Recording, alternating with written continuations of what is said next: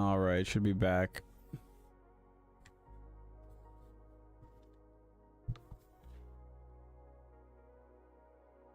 How does that sound?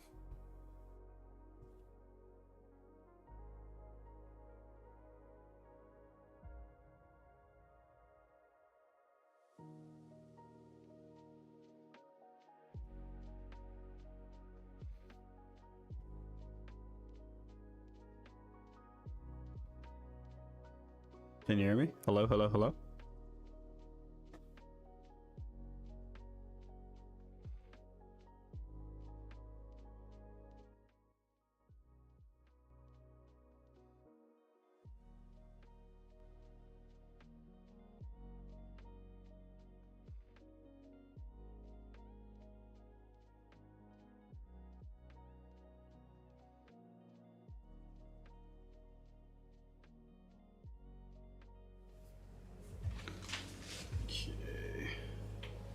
Ooh.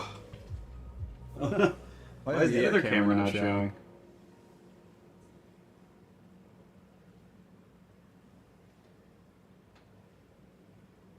Huh. Stream finished.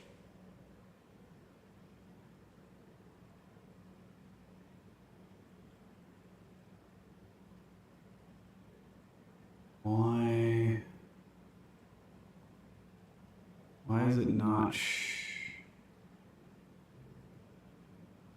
Okay. Stream finished? What? Oh, okay, now I think it's... Okay, now it's showing up, but it's not showing the webcam?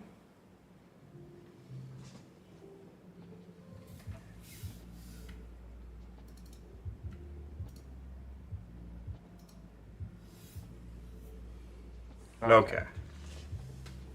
Echo hardcore.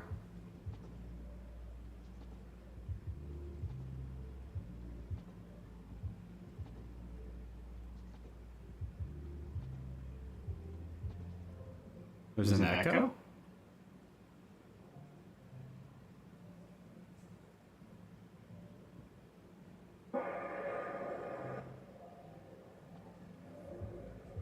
But it's a lot of like background noise.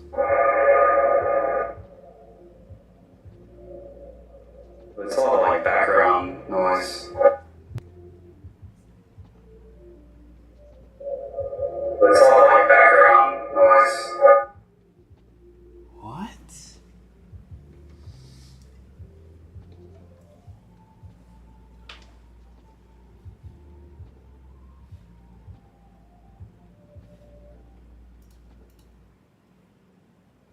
What the fuck?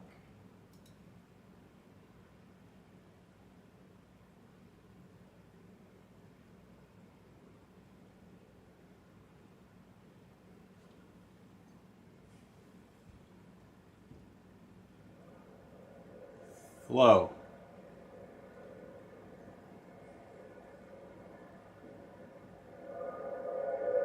Flow. I have no idea what mic's picking me up. Flow. I have no idea what mic's picking me up. Flow. I have no idea what mic's picking me up.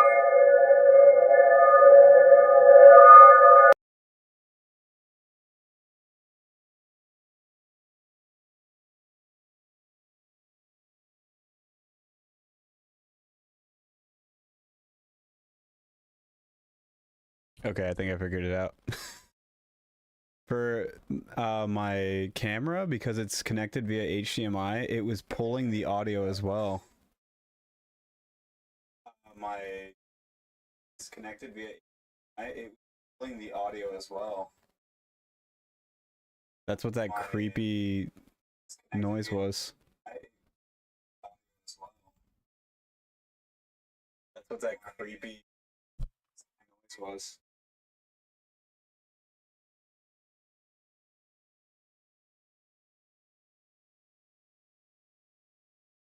There's still like some echo in the background. I wonder if this mic is just picking that up from my laptop.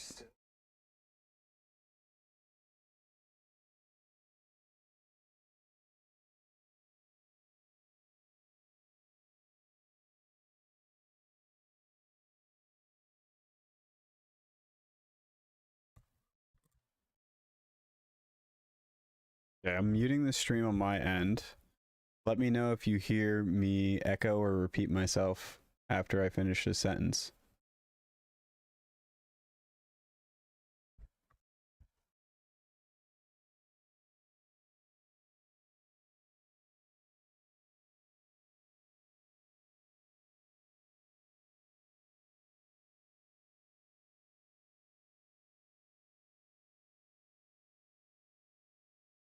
Okay.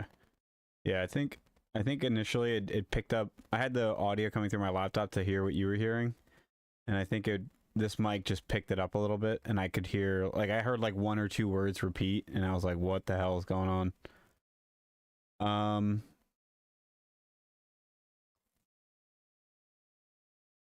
Okay. Last thing I want to check is the music.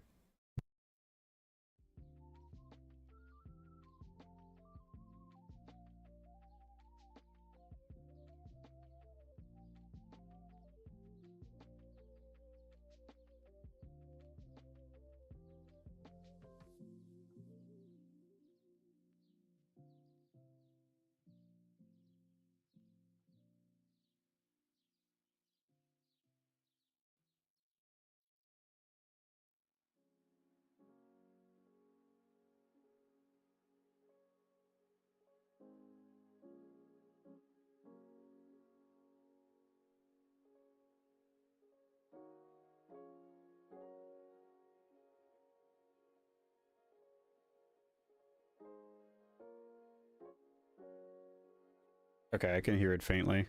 I just wanted it to have like nothing super loud, just some like background audio kind of stuff. Okay. So camera's working. We got a mic. We got table shot. I definitely want to figure out if I can change the pickup on that one a little bit. Thanks, babe.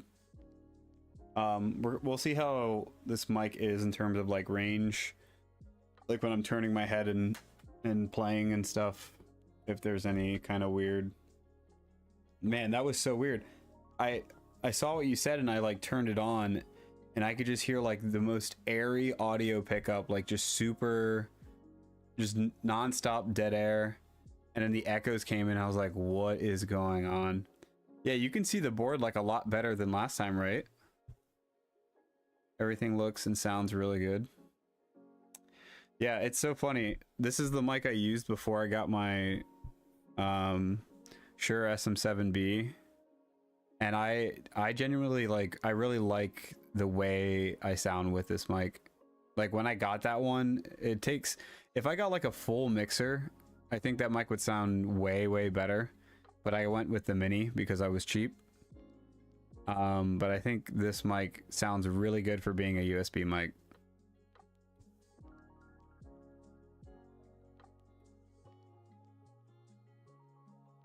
I have it on low latency as well, so it seems to be, there's still some latency, but it seems to be a little bit quicker. So I am going to, this game has, it's not like super difficult, like I just have to do it a couple times, but I know I'm gonna absolutely butcher the rules for this. So I actually only found out today when I was watching this tutorial that this does not have a solo mode, which is fine. What a lot of people do in those scenarios, and it's funny because a lot of games that do quote unquote have solo mode, they still make you play multiple characters. So I'm just gonna play two characters, and that would be that's gonna be my pseudo solo, which a lot of people do for a lot of boss battlers or campaign style games. Oh, you know what? Yeah, this mic is actually sensitive enough. You're gonna hear the dice hitting the table. I don't know if it's gonna sound good or bad, so If it's bad, let me know.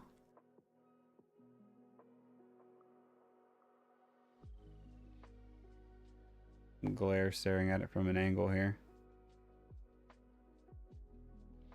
Okay.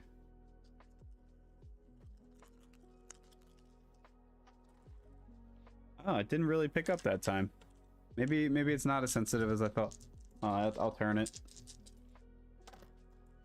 No, it's like super quiet. I thought you could hear that. It is weird, right? Like I think what, if I can get set up with that Rode mic, if I can find a way to sit the Rode mic on top of this so it's pointing straight down and you get like the like I'll be able to talk through that, I think, a lot better if it's closer like that. Oh, also, I just moved the mic back a little bit further and I can actually get my chair here now. So it's actually in a pretty good spot. And if I ever want to show, I should be able to.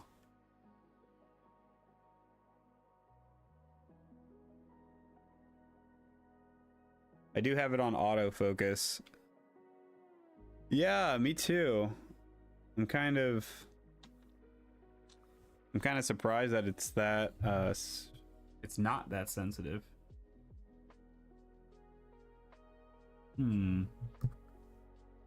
This just changes it to more of a front pickup.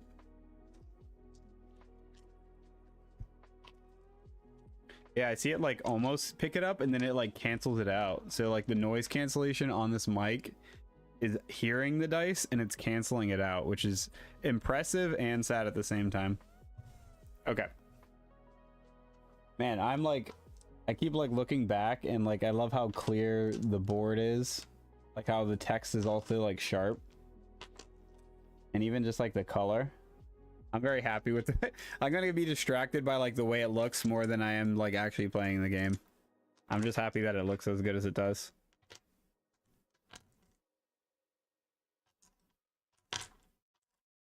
Like you can even see the dice. You can even see like the dice heads really well. Like whatever I'm rolling. Yeah, that's pretty good. That's pretty freaking good. Okay. So this is Vagrantsong. This is like a scenario based boss battler. All of the fights take place. You a professy now.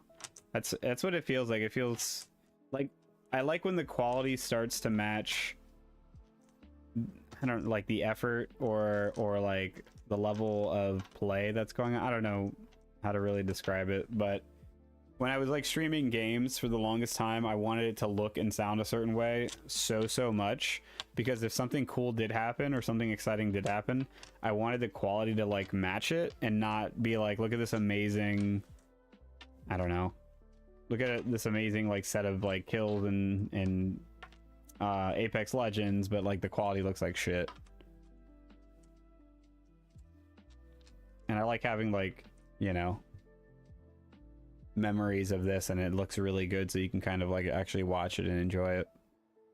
But yeah, so this is like a scenario based campaign style boss battler. All of the fights take place on a train, so this is meant to simulate different carts on a train, and the green circle is always going to be the boss of this run. They're all acrylic, and I think the art style is really, really cool. You can actually see like the people that he's holding, which I guess is like his family.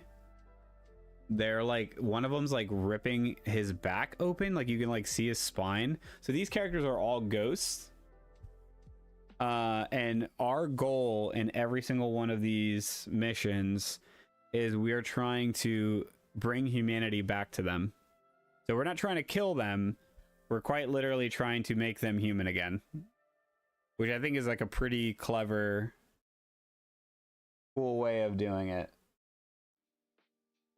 That is one of the characters I picked. That is the revivalist. So he is considered the empath. And his special ability is whenever he would gain humanity, so humanity is pretty much health in this game. Whenever he would gain humanity, you may have a vagrant within a range of 2 gain that humanity instead. So when I go to heal, I have the ability to heal others. A little bit of a healer. I thought that would be good to have some kind of like support. And then I picked the Wayfarer, which is this old gentleman. He's well traveled. And his special power is you may hold 1 additional junk. So you have skills in this game that are going to allow you different actions that you can take on the characters. And then you have junk, which are kind of like items that give you passive effects. So he starts with the Rider's Satchel. Since he's an old man that likes to write with a little bird on his shoulder. And it says if you spend 3 coins on the rummage action, you may keep an additional rummage token. So that's actually really freaking good. So our rummage bag is this. This makes me think of like a picnic, like the red and white kind of checkered look there. But this bag has a bunch of different items in it. And those symbols all match all of the icons here on the bottom of the track. And if we ever hit 5 of this symbol, 4 of this symbol, 3 of this symbol, 2 of that one, or 2 of that one, that is going to force whatever is out to get pulled back into the bag. And when that happens, I believe that is what triggers the mood of the haunted creature to turn. So they have like a happy mood and then they have a sad mood. And when those moods change, their abilities change, and usually the sad side is a lot more dangerous. So you gain a lot of benefits from rummaging, but you're also kind of pushing that phase to change sooner. What's the playtime like? So I believe the game is like an hour for a scenario. I think that's what it has listed on the box. Let me see here. I wish it would have like specific times for each scenario. But yeah, I can tell you when I opened this box after not playing this game for so long, and it was just sitting in there and being moved all these years, everything was everywhere. So it says 30 minutes a player. The 2-player game would be about an hour. There's a lot of really cool moving pieces going on. It's just like any other game when there's a lot of cool mechanics and you're kind of learning it all at once, it's a little bit overwhelming. So each scenario actually has a little story that you actually read beforehand. There is like some build up to these characters. And then you're also going to have these different ritual cards on the bottom right of the board, and those are like additional tasks that you can complete. And if you ever complete them, if you ever beat the specific ritual, then you get to gain a reward for completing it. So we do have like some side objectives that we can complete as well. Now the one thing I wanted to double check is there are more of these rummage tokens. I don't know if I'm supposed to put all of them in here. And when so many of one comes out, that's when you end it, or if you're just supposed to put this amount out. Let me just double check here. Is the music like a good volume where it's like not distracting? And thank you, by the way, for helping, babe. Let me see if I can find the rummage shack. Okay, cool. I'm just gonna leave it where it is then. Let's see. Setting up the scenario.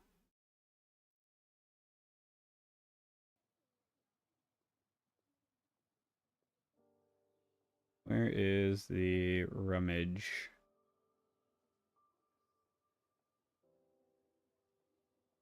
When taking the rummage action, draw 1 rummage token. Okay, that's what you do.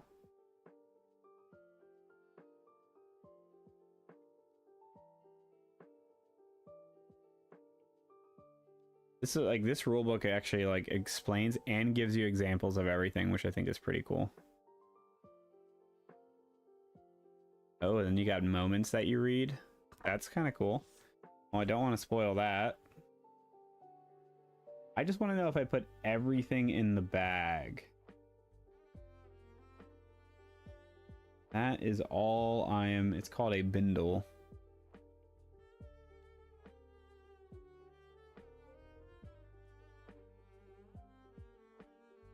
Because I left some out because I put exactly what the number was down there, but now I'm thinking you're supposed to put them all in, and just whenever you reach those numbers you would stop pulling.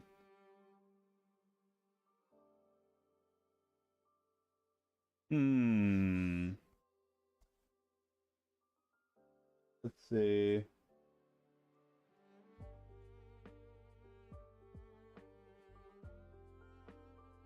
Yeah, see, this is like a lot of guides. Setting up scenario.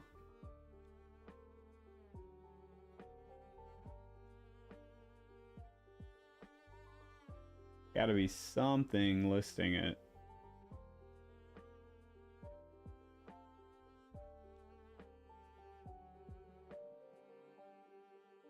Rummage, page 15. I think that's just the page explaining it, right?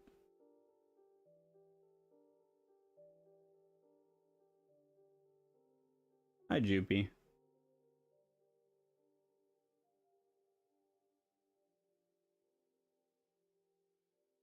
Oh, he's sitting on my chair.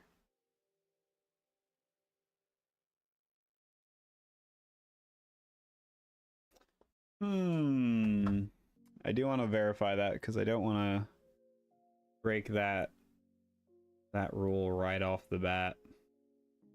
So we got Vagrantsong, all rummage. This is like one of those moments where like when I've watched like other board game live streams, especially like on YouTube, like when they have like a handful of people, especially ones that have played it, they'll have questions like this and they'll just be like, oh yeah, you just do this, and like immediately explain the rule, and like you just get to move forward instead of like pausing, you know what I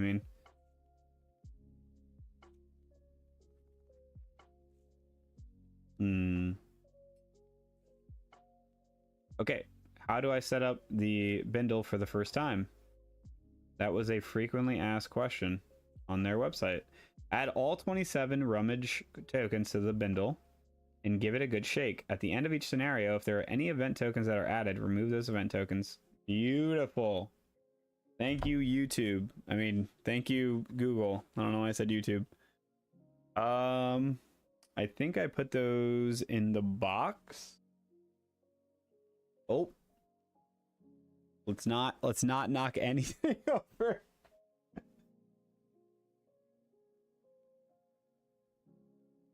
I lean back with my chair. Mistake number 1. Okay. There we go. We're gonna add all those guys. Give it a good shake. Is there like a heart symbol like TikTok? Because I keep seeing like hearts pop up and I'm guessing that's you. Thank you for the hearts, if it is.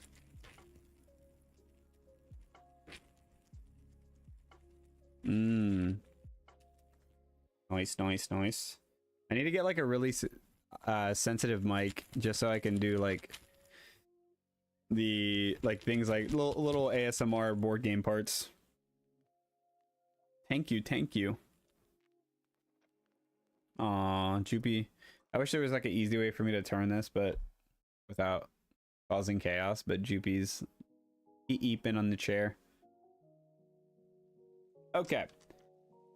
So on my turn, I get 3 tokens for each character, and it's a bit unique in the sense that you get to lay the tokens down on the different actions that you have, and the number next to the action for some of these tells you how high you have to roll on your die in order to meet the requirement to perform that action.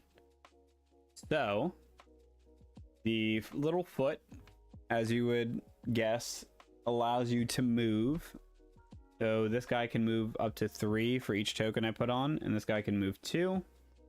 The little bag lets you rummage, and you have to roll. If you beat the roll, match it, or actually, does that just mean you can rummage 2? Yeah, I might have to double. Oh wait, there's a little cheat sheet right here. Woohoo! Okay. So rummage for each coin here. Draw a rummage token from the bindle and keep 1 token drawn. Each vagrant may only hold a number of rummage tokens equal to their rummage value. Okay, so this guy can hold 2 rummage. This guy can hold 3. That's what that number means. The patch up, you have to roll a 3 or higher on this guy. This one you have to roll a 2 or higher, and that heals you. A little magnifying glass and lets you investigate. May only be taken while in a space with an event token. For each coin here, roll 1 bone. Bones with a value equal to or higher than the investigate value are treated as successes. Ooh, excuse me. And then for the bust, which is when you're quote unquote punching the... It's haint. I was going to say taint. I'm gonna go ahead and just admit that. For every success that you have, you get to give the haint 1 humanity. So that is like how we're quote unquote healing them. I do have 2 skills on my characters. So the revivalist has soothing hymn. If you rolled any doubles, so we're busting taints. Yeah, I didn't actually put that together. If you roll any doubles for this action, you gain 2 humanity. Then for each success, target gains 1 humanity. That's pretty sweet. Dude, he is one hell of a healer. And then he has copal incense. For each success, which you have to do a 4 or higher, target gains 1 humanity, and you may move the target 1 space. Interesting. Then Wayfarer has in a pinch. For each success, target gains 1 humanity for each of your rummage tokens. Man, he really likes just gathering rummage tokens, and then he actually uses those for his abilities. That's pretty sick. Okay, cool. And then Feathery Friend. Target gains 1 coin humanity. You may trade or give a rummage token to the target. Rummage tokens traded this way can be used this round. Okay. So target gains coin humanity. That's worded in a very specific way. All right. So every time we have a turn on one of our characters, the haint gets to go after me. And when my second character goes and the ghost goes again, that is the end of that round. So we have a lot of different trackers around the board. The left tracker is for rounds. Whenever we finish a round, we're going to move this R tracker up 1. And if we hit round 3, it's going to trigger an event. So we have events that are placed on the board for the scenario. And if we ever hit that round 3, we're going to get scenario 3 to trigger. On the top, we have his humanity tracker. So in a 2-player game, if we hit him for 8 damage, then we do 1 break. The goal of the game is to break him 3 times, and then his humanity has been returned. So we have to do 8 damage 3 times, so 24. And then on the break track, every time we perform a break, the B tracker is going to move up. I don't think you can actually see that the way the camera is set up right now, but there's a little tracker over there. It requires 3 breaks, and every time we move the break, we have another event that happens. On the board, there's a couple pieces. So you have some like crates here that are on the board. My characters cannot move through objects, but the ghost characters can. So that's a little bit of stuff I have to work around. And There's also some tokens with numbers on the board. So there's a number 2 here and a number 6. If we stand on that spot and investigate it and are successful, we also get to trigger whatever event 2 or event 6 is. So that is pretty much the game. And every ghost you challenge is going to have very, very different ways that they kind of interact and play out. Let's see. Ooh, that's cool. When the turned face, which is the name of this ghost, when the turned faces break, each vagrant may rummage 1. Remember, whenever a haint breaks, the next turn the haint would take is skipped, and all vagrants gain 1 humanity. That's cool. Okay. And then we have all their abilities here. And whenever it's the ghost turn, we're also going to rummage. And when we get one of these tokens out of the little baggie, it's going to match with one of the abilities on this sheet. And the ability is going to tell us what he's going to do.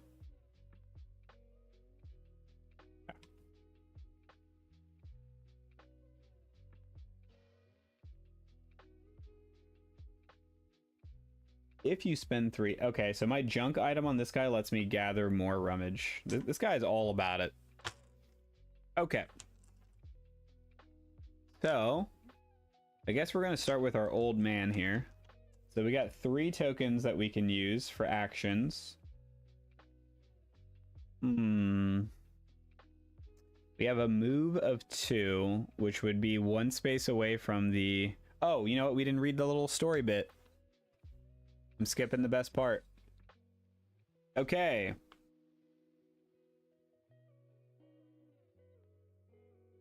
Burton since Hazelhurst. You are just one from a handful of train hoppers trying to find shelter from the storm.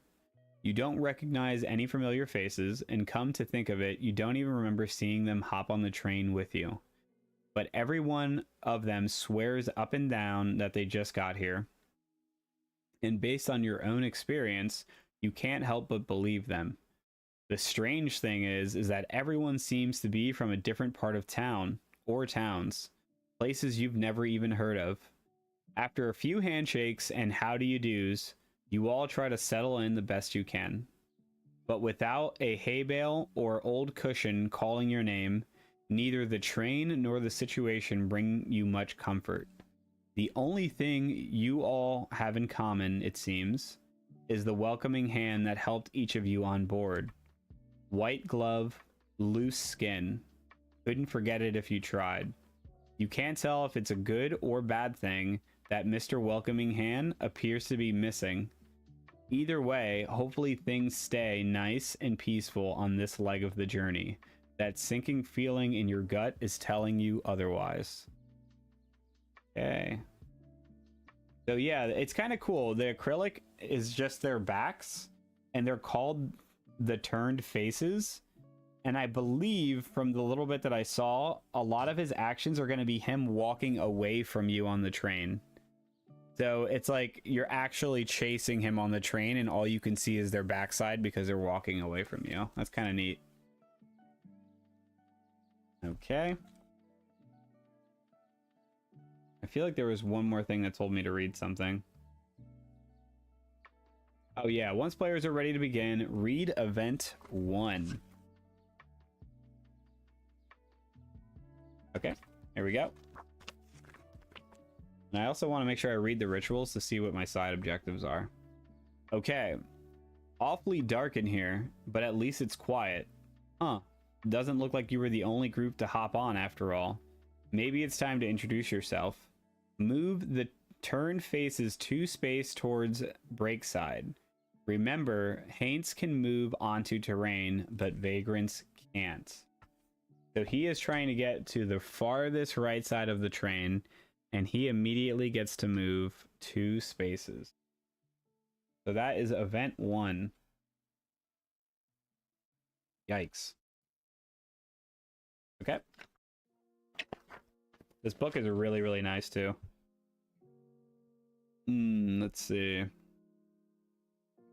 If the haint is adjacent to the break side edge at the end of its turn, read event 5. So I do not want it to get to the end.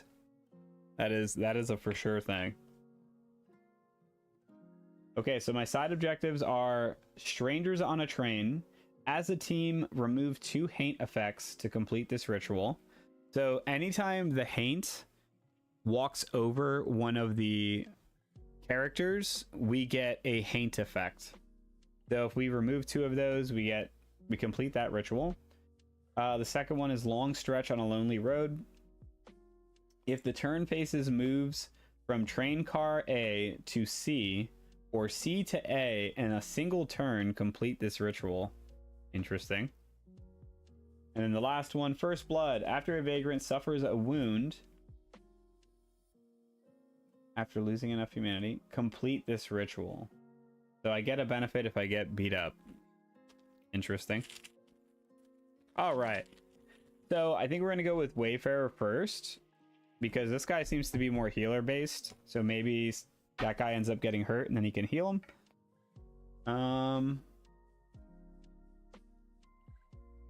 Man, he already moved so far away. And I do want to rummage, but I'm scared he's gonna get like really far away from me. I can also go for like an investigation.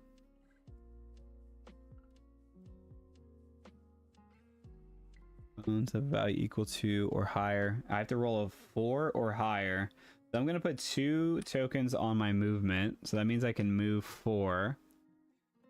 And you can't move diagonally. You have to move, was it orthogonally? I believe that's how you say it. So, do I try to investigate? Or do I just double down on movement? Yeah, let's try to investigate. So we need a 4 or higher. And we rolled a 1. Let's not talk about it. All right, so that is those actions. Now I'm going to go ahead and rummage for the haint to see what he's going to do. And we'll keep this like right here so we can see what mood he's in. Okay, so we drew salt. Gonna go there. So he gets keep running. Vagrants in range lose 4 humanity. For each vagrant that loses humanity this way, move 2 forward break side. Oh my god. So it is a range of 4. But I don't think they do diagonal. So let's see. 1, 2, 3, 4. I'm just out of range. And nothing up and down or right. I do not believe the range of abilities are diagonal, if I'm not mistaken.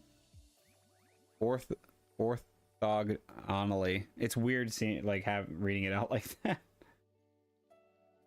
What is this? What is this? Ooh, cool. Little nerve-wracking, but a good thing. Thank you. Orthogonally. Orthogonally? Is that how you say it? Okay. So, yeah, the range of abilities, I want to make sure that I am doing that correctly, because that is extremely important.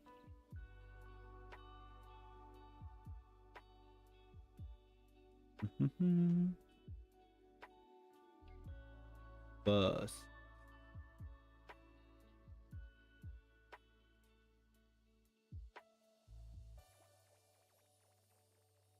Solve action.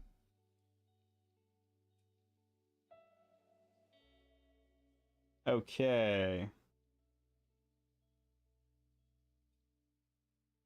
Ooh, that's actually really freaking cool.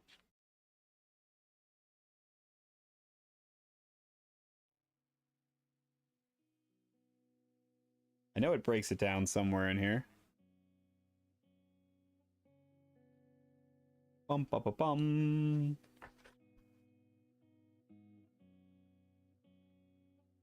Okay, range value. Does it say anything about that?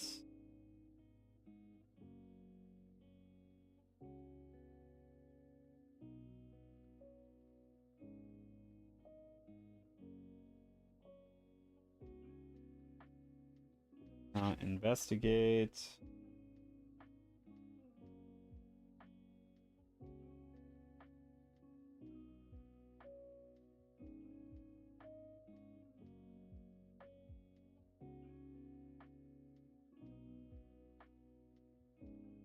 I'm trying.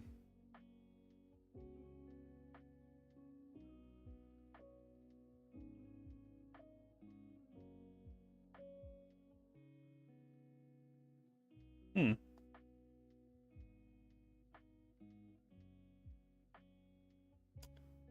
Doesn't really say.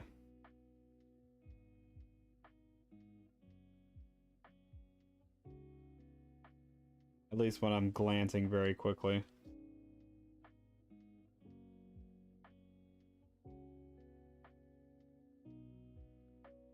Got a bunch of moments in the back. Ooh, we got milestones in there too.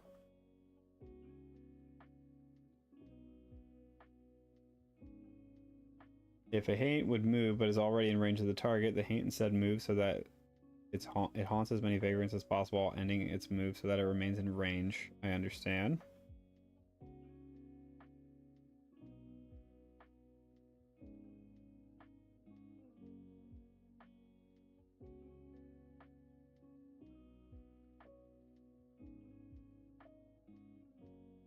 It references range value, but not the direction.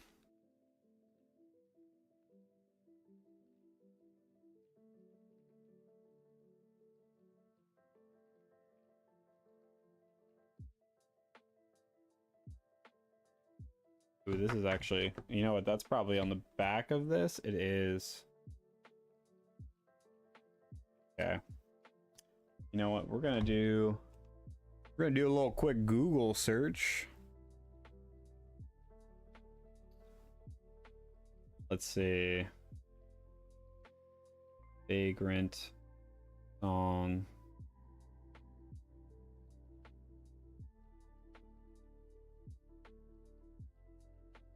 Sure that has popped up before. Okay, is not diagonal range.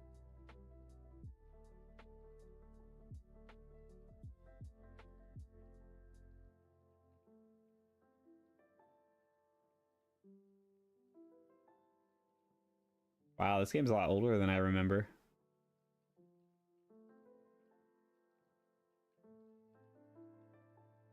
Okay, so I don't believe so. Whoa, this is a totally different game. I don't even know what I'm looking at.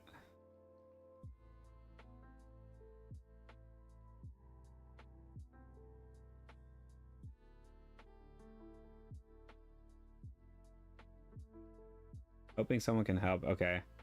Is it different from Vagrants and Haints? I would have naively thought a skill range 2 would have meant I can target a character either 1 or 2 spaces away.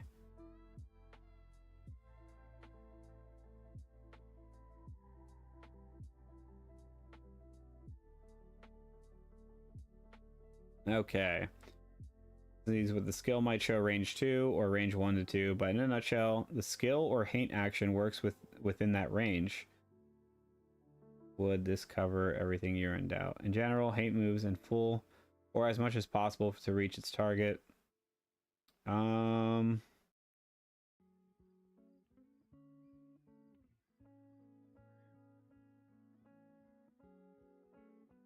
It seems to be unintentionally for it to not affect me because I'm too close.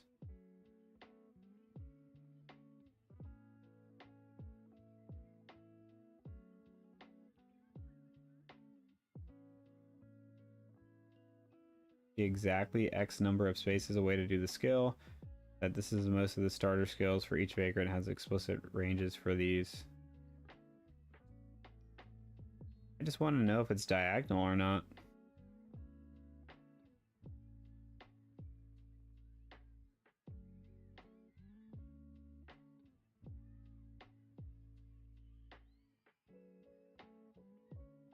Let's see. They do reference some pages.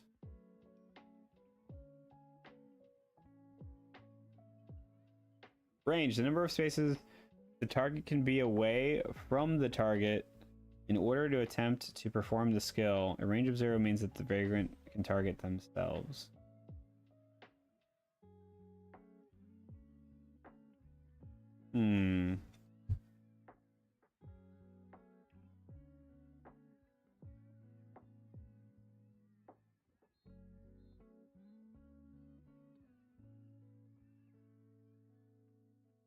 What's your favorite leather color? Oh, geez. I don't even know if I have an answer for that on the fly. Maybe burgundy?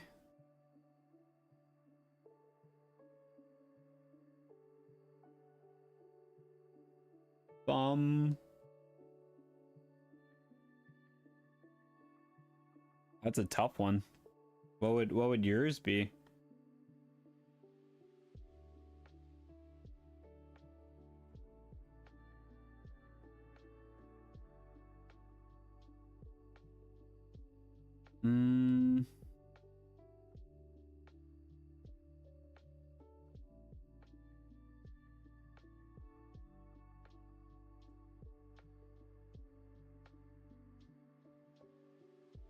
Man, this is not helpful.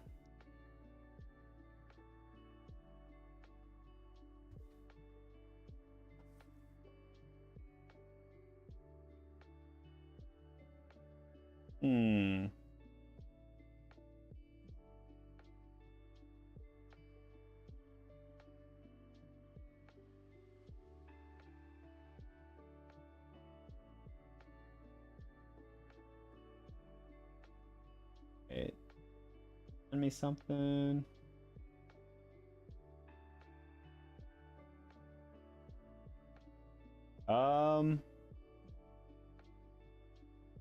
Probably between black and brown.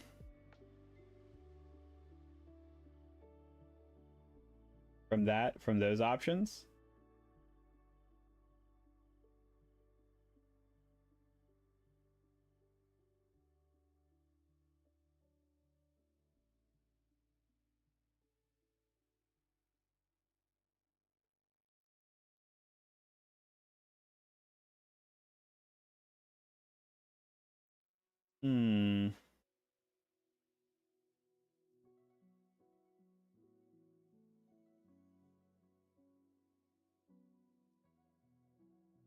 Oh, that is a different game.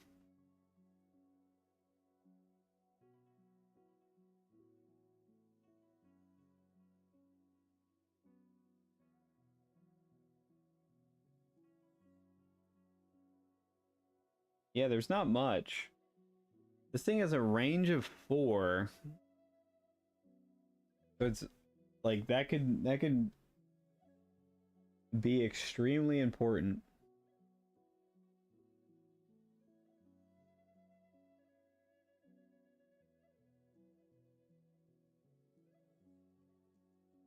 That has a range of 1 to 4, 1 to 2.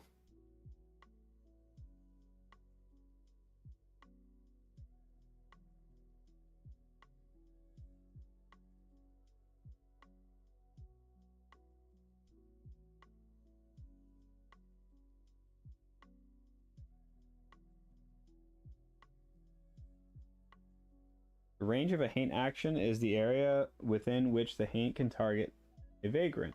Difference between the target furthest.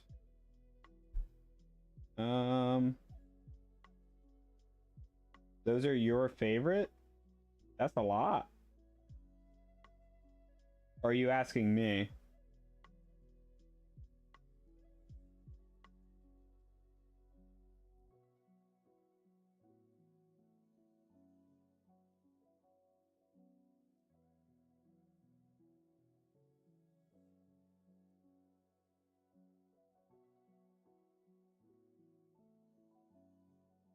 I'm confused. Oh, I see. Nice.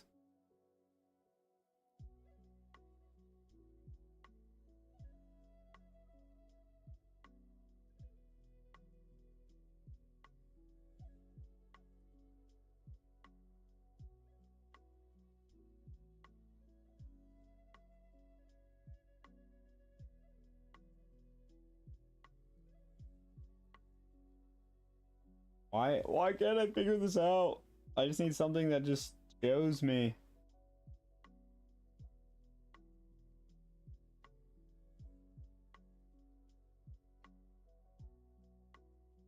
Okay.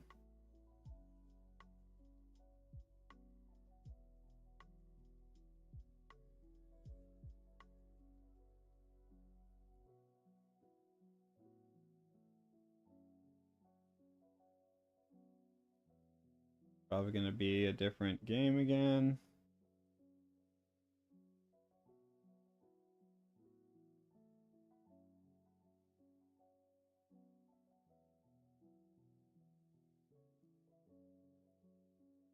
People are playing a totally different game. Oh my god. I just need like an example image.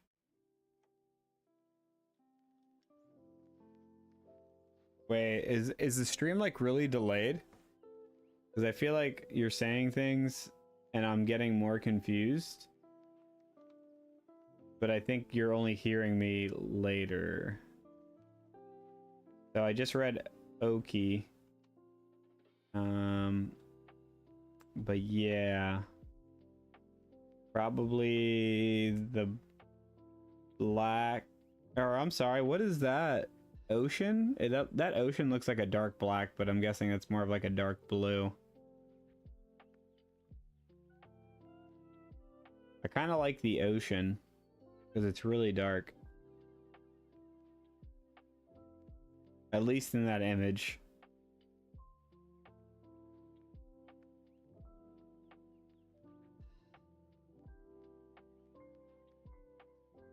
Oh boy.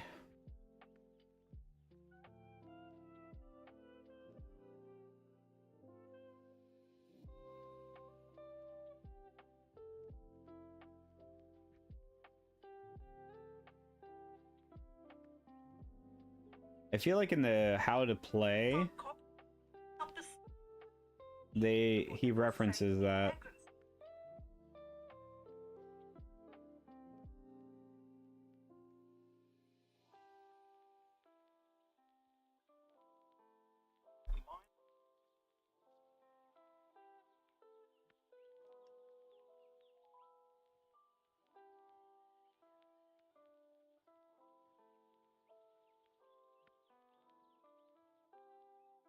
Okay.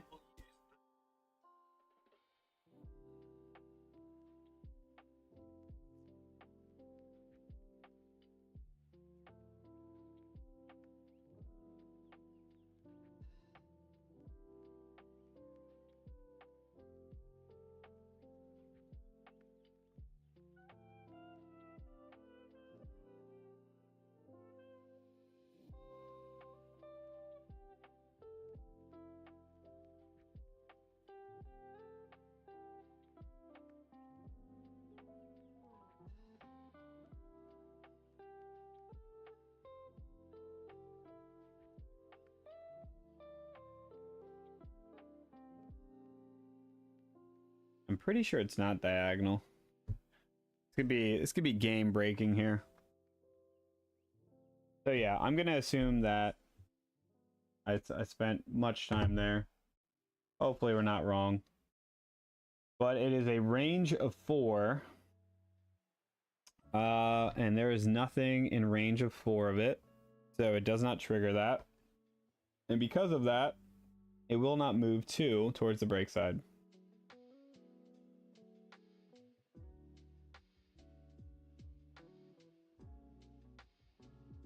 That's what we're doing. Okay. So now we're all over to our revivalist. Let's see what we got here.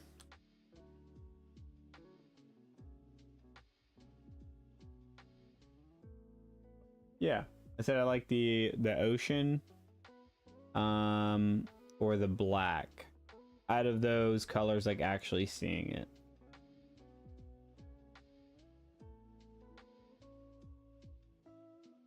Wait, I feel like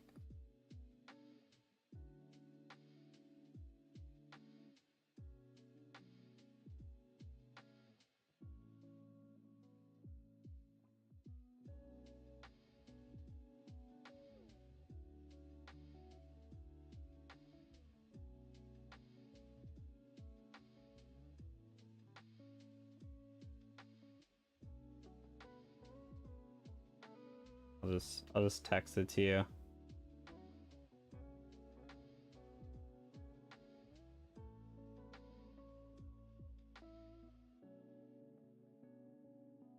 Okay.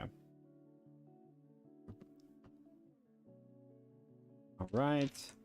All right, so now we're going to decide what we want to do here. I could help force move. I think we're just going to do at least 2 movement here. So 1, 2, 3. 1, 2, 3. And then we're going to try to bust. So we only get to roll 1 here because we only used 1 token on it. But if we get a 6, and we also could go for rummage. We got a 5. Unfortunate. So if we ever do roll a 6, we do get to re-roll that die again. And if we keep rolling 6s, we just get to stack those successes, which would be awesome. Okay. So now it's going to be his turn again.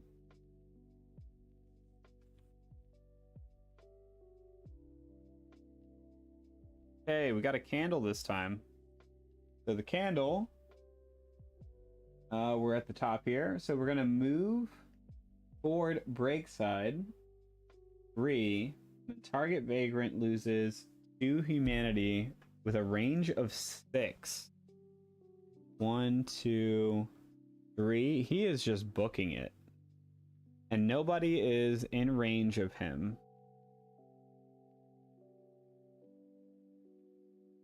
As far as I'm aware.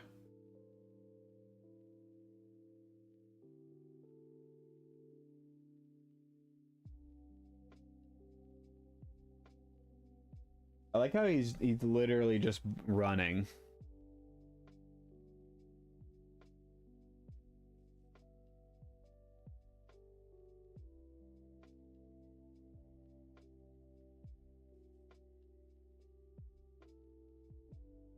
Is the distance one character may target another character. Vagrant's action has a range value. Count the number of spaces between the character attempting the action and the target, starting with the space adjacent to the character attempting the action and ending on the space of the target.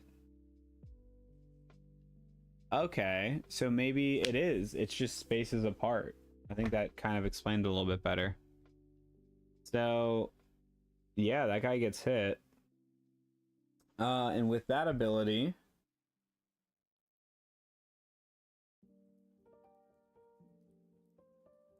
target vagrant. So we need to figure out the Hayden target priority here.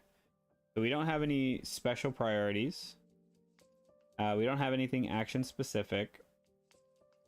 And there is no handles. It just says target vagrant loses.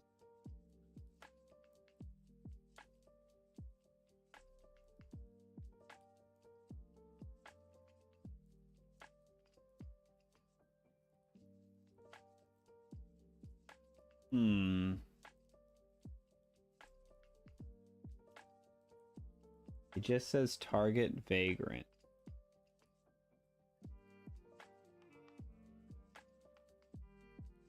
So move towards breakside.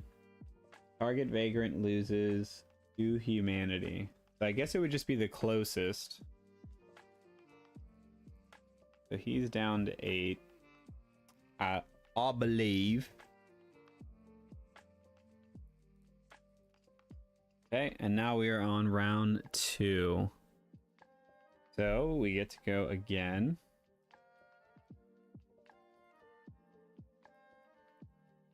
So we could investigate. We're going to go for a double investigate. And we can go for a rummage. Yeah.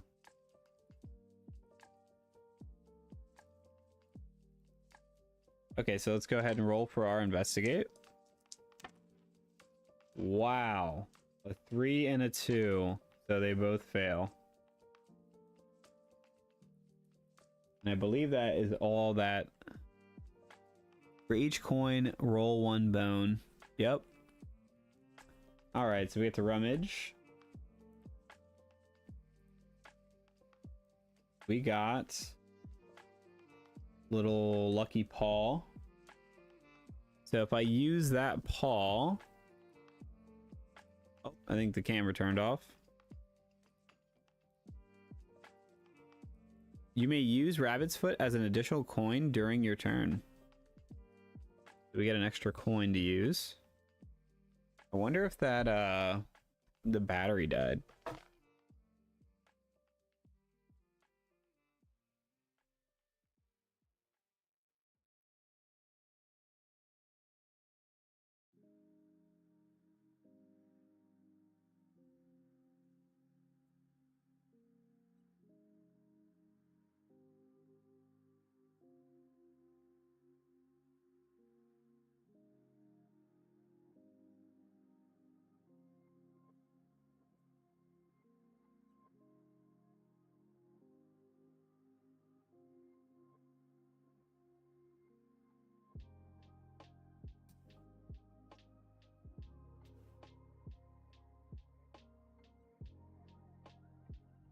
Oh, it yeah, it definitely did.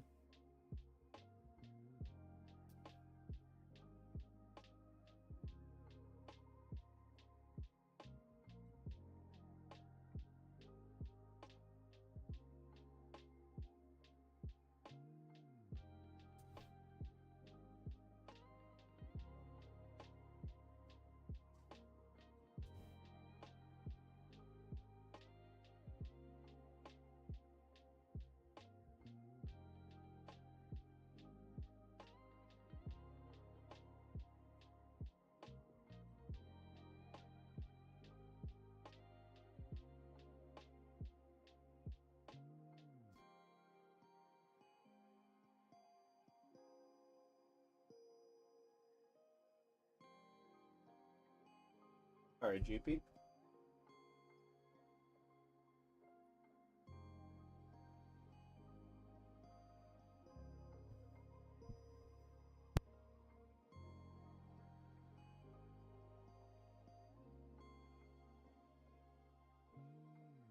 All right. We got the plug-in battery going on. Forgot to do that. Battery just died. Temperature was actually pretty good. Okay. So we failed those, but we did get this little lucky guy. So now he can hold up to 3 rummage. So he's vibing. He's just going to hold on to that for now.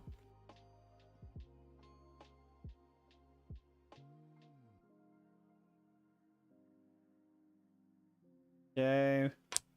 That's for the guy. So we are at 2 candles now.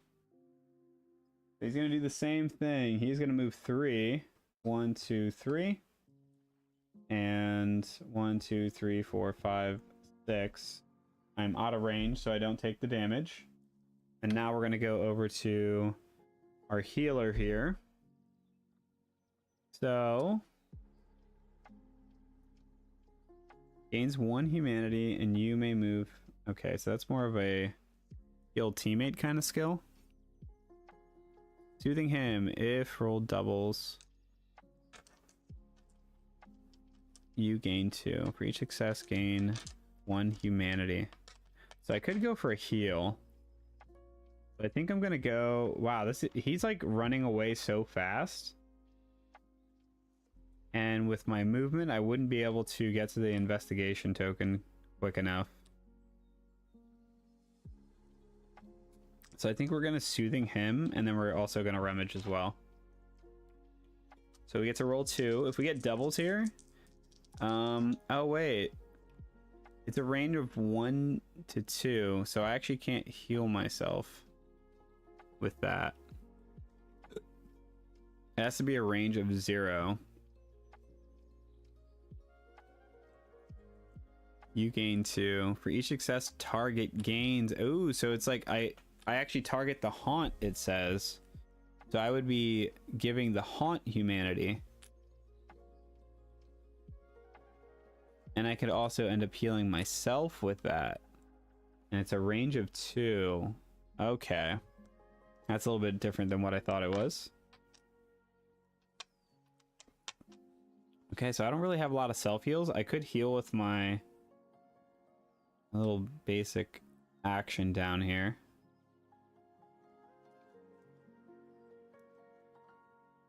And we're doing a rummage action.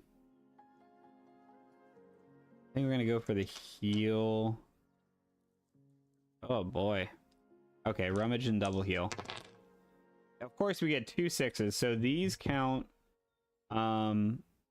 as, I forget what they call it. It's like break something, but I get to re-roll them in stacks. So now I have 2 heals. Anything over is already overkill, but I would have gotten 2 more successes, so I do get to heal to full.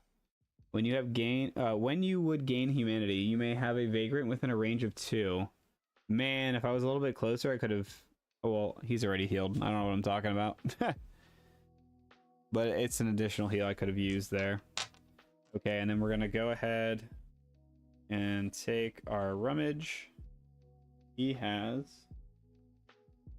the iron nails. A haint within range of 2 gains 2 humanity. Okay, that's pretty sweet. So now we're gonna draw for the boss. Okay, another candle. 1, 2, 3. Okay. If the haint adjacent to the break side edge at the end of its turn, read event 5. That is not good.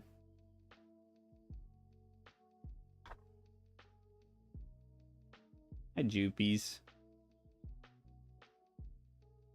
If there are no cycle effects for this mood, cycle normally.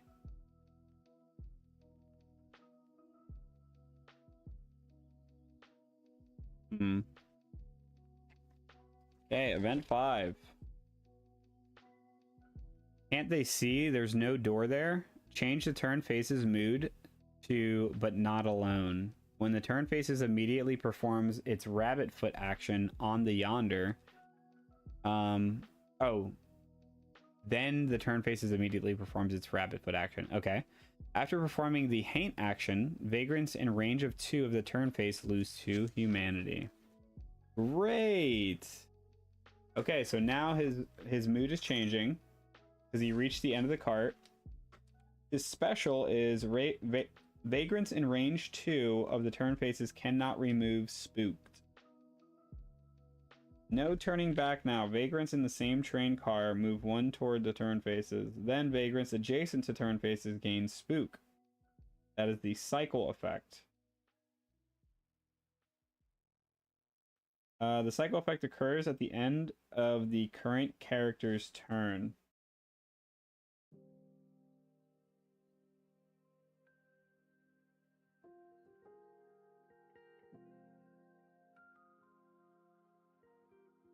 So the cycle effect occurs at the end of the current character's turn. Yikes.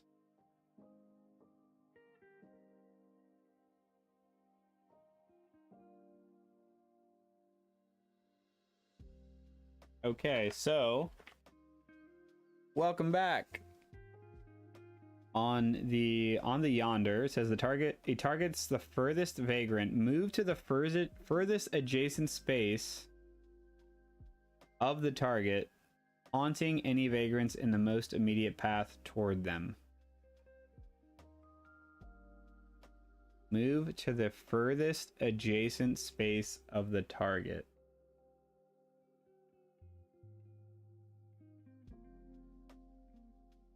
Okay.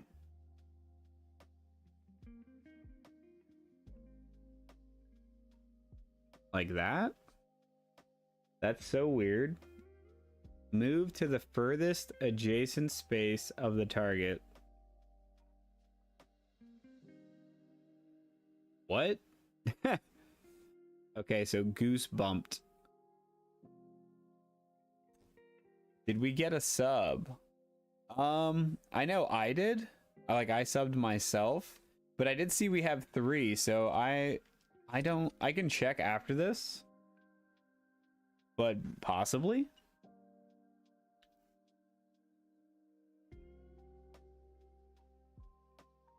Because that would be sweet. Okay, so Spooked is gonna go on. Yeah, heck yeah. Okay, if you end your turn in range 2 of the turned faces, lose two humanity to remove spooked, discard assault. That move is very weird. Target the furthest vagrant.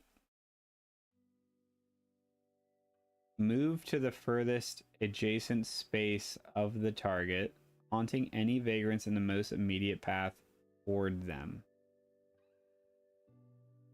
Okay. Sure. So that would go there.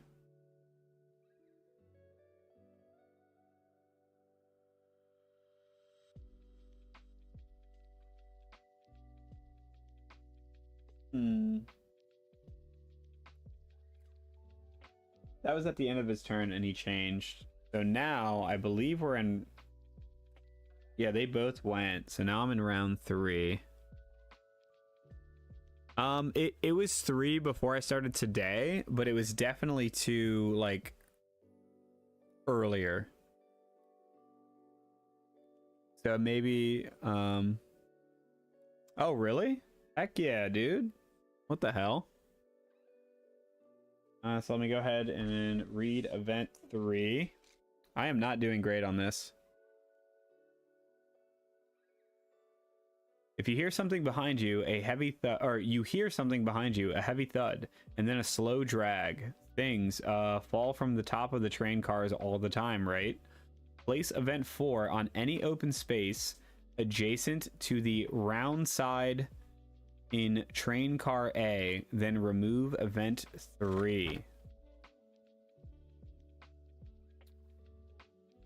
So place event 4 on any open space adjacent to the round side. Oh, so rounds. I see.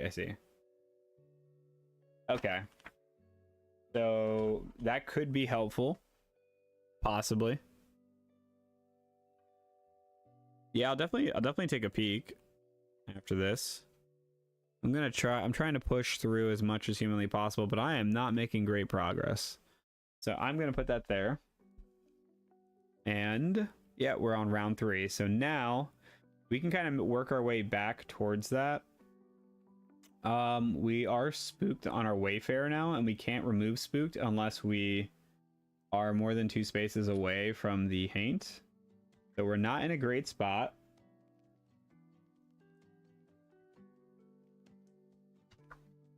And I believe if you end your turn in range 2 of turn faces, lose 2 humanity. So I just take more damage if I'm near him with spooked, and I can't get rid of it if I'm near him. So that's fun. I think we're gonna try to punch him in the face because fuck him. And then we also have our lucky foot, which acts as another coin. So let's go for a double punch.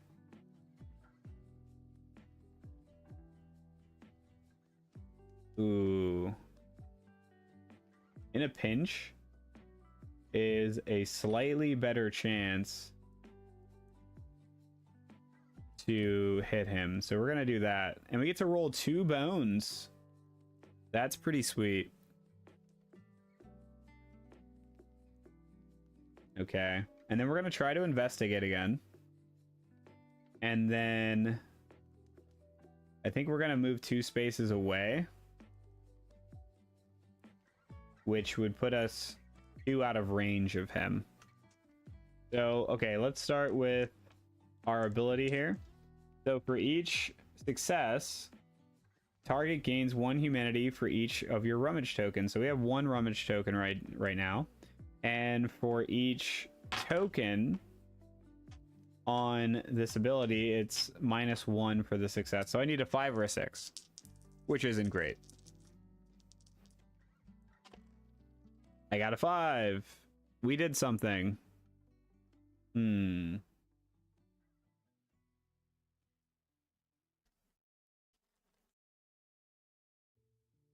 Forgot there's a giant heart to track the health.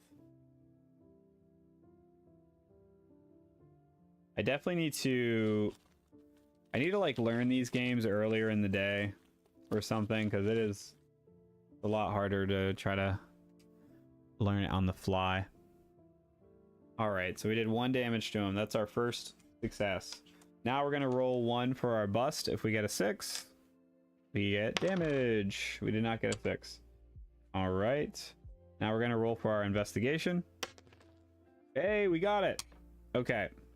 So now we get to do event 2, which hopefully is something helpful.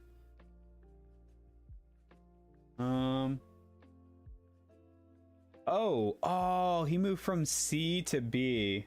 If I would have been further back and he would have moved from C to A, I would have completed the second ritual. Okay. So, what was that? Event 2?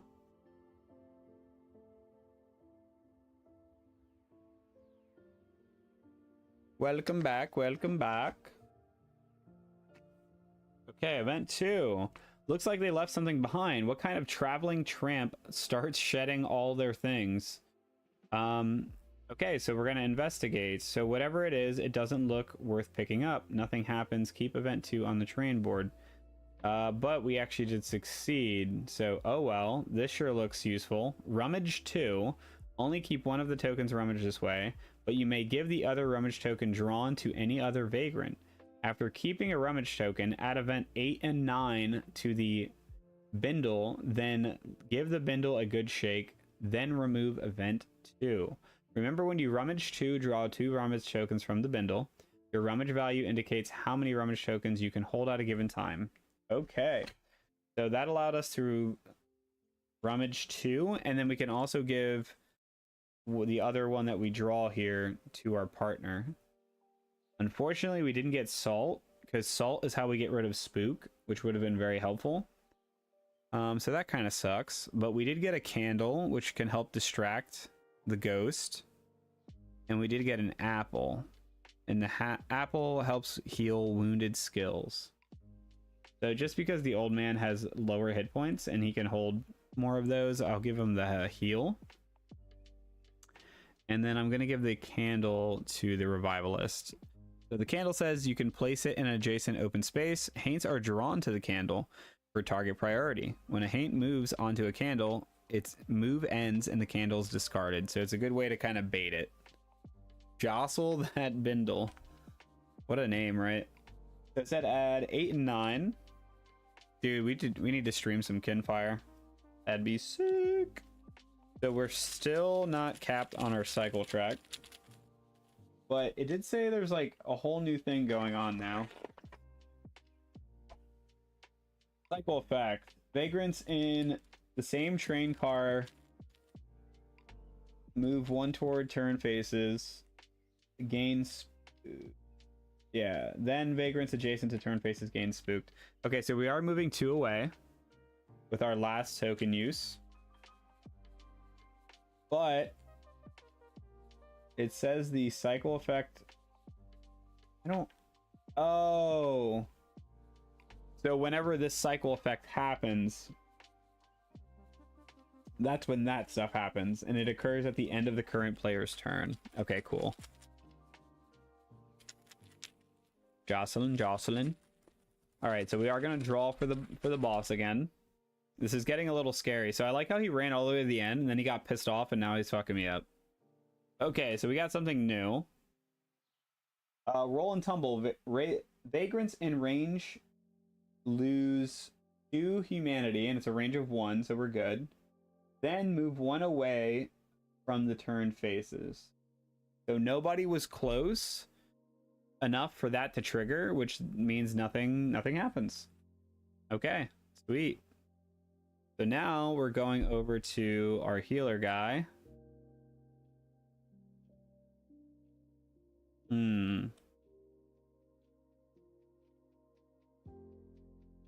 Soothing him is so sweet if I can get in range.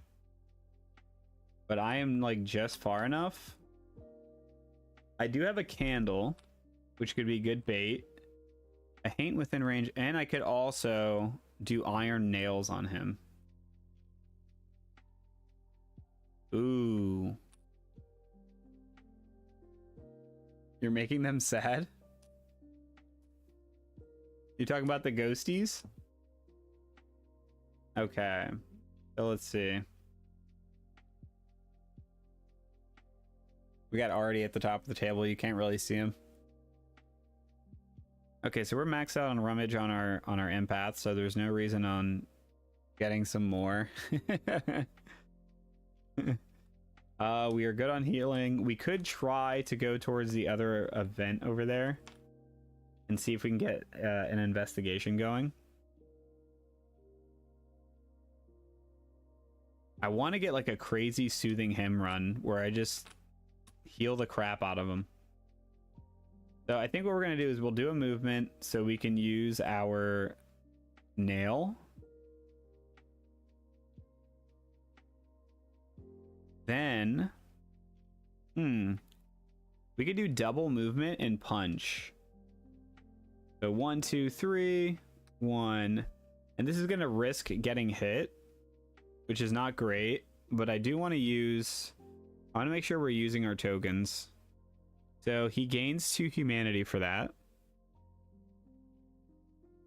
Yep, so we're good there. And then we're going to roll a die. We did not get 6. We were close though. We rolled a 5. And then hopefully we can do a big, big heal there. So the round changes, and then we're gonna draw another token. My rolls are bad. Oh, we got event 8. Woohoo! Please be good. Okay, a mirror. How did that get in there? Find junk card number 21 and add it to your junk slot or to the belongings if your junk slot is filled. Then discard event 8. It does not go back in the bindle. So we are getting junk slot, junk card 21. That's exciting. It's this guy right here. Yeah, I'm not even going to respond to that. You should probably go to a doctor, babe.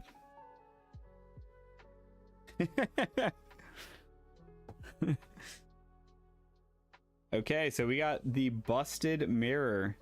If you have a rummage token that matches a rummage token used after a haint. What the hell? That is so weirdly worded. If you have a rummage token that matches a rummage token used after a haint within range 2 has taken its turn, that haint gains 1 humanity. So if you have a rummage token that matches a rummage token used after a haint within range of 2. So if they get the same token and I have it and they're within range of 2, they get hurt.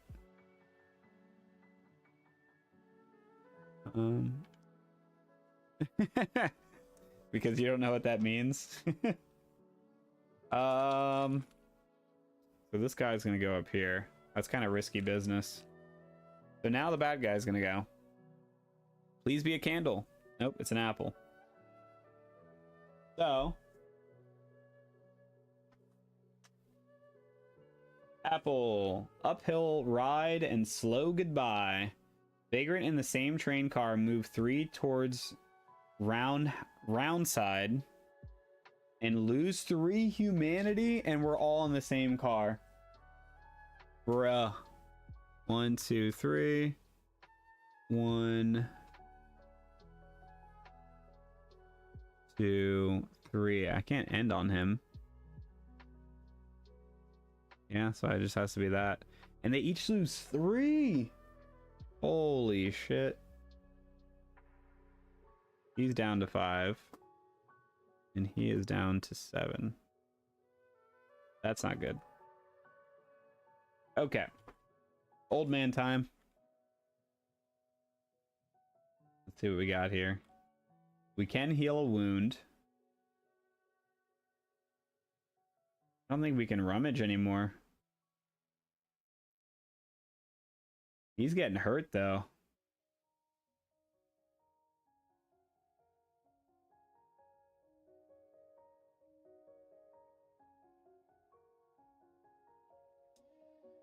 Huh. Like I kind of want to go for like the double punch. Is there anything that like makes my punches better? Because this is rough. Yeah, you know what? I think I'm gonna triple rummage because for every rummage I have, it makes my other abilities more effective. Like I'm all about having as much as possible. So if I do that, I get triple and I get to keep 2 and I can hold 3.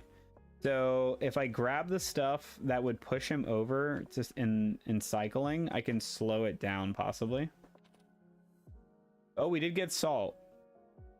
We need to keep the salt. We could keep the candle, but this also does damage to him. So we're kind of risking it a little bit here, but yeah, so because we drew this, oh no, I should probably save it. Do the 2 damage to him. But I am at range of 2 and I have spook on me, which means I would take 2 damage. So I'm actually going to use my salt and I'm going to remove the spooked. So we've done 2. Yeah, as a team, remove 2 Hain effects. So if we get another Hain effect, we will complete that ritual. All right, it's his turn. So we want him to get the candle. Oh no, I'm not in range of 2 anymore, so that busted mirror wouldn't even work. And then I get a candle. Son of a bitch. Actually, he may end up moving closer to him. So target Vagrant with a range of 1 loses 2 humanity. If this wounds a Vagrant, that Vagrant gains the shakes.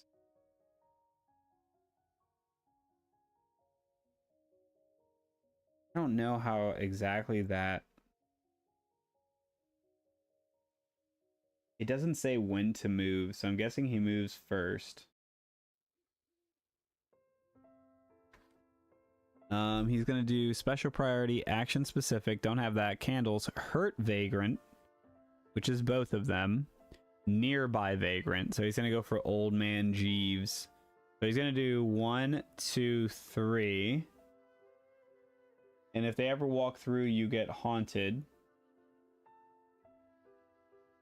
So haunted says haunted effect is goosebumped. Lose 1 humanity. Bro, he's getting ruined. And then he causes 2 more. So this guy is at 2 health right now. That's not great. Oh boy.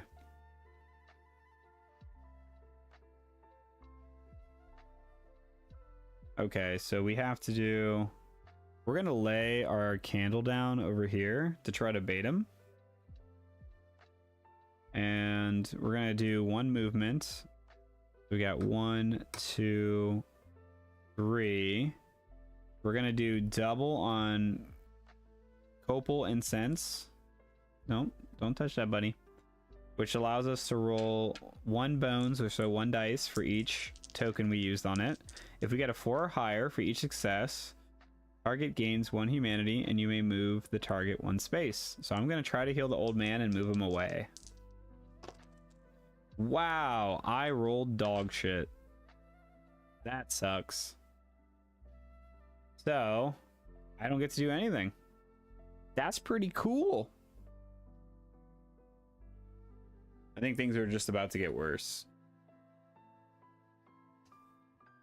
So he got candle. And oh, you know what? Cycle was actually full.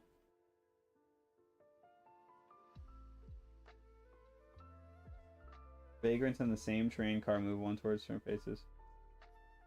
Gain spooked. So I think he gains spooked again at the end of that turn. These all go back in the bag.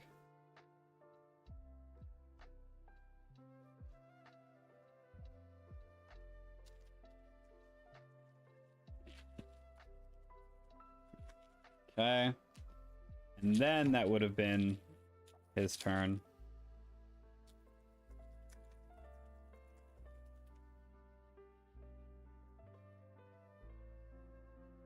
So he's already next to him. He would have gained spooked. Okay.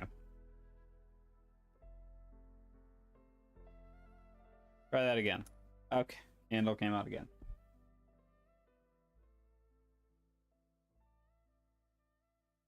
Oh no.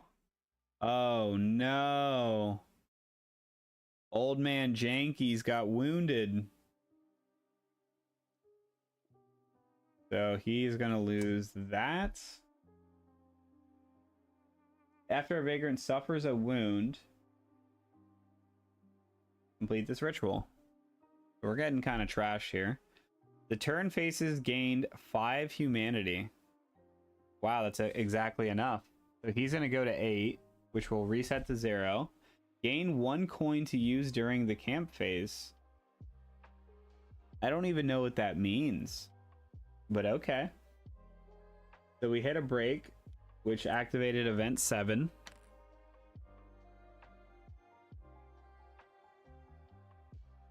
And we got a new token out there.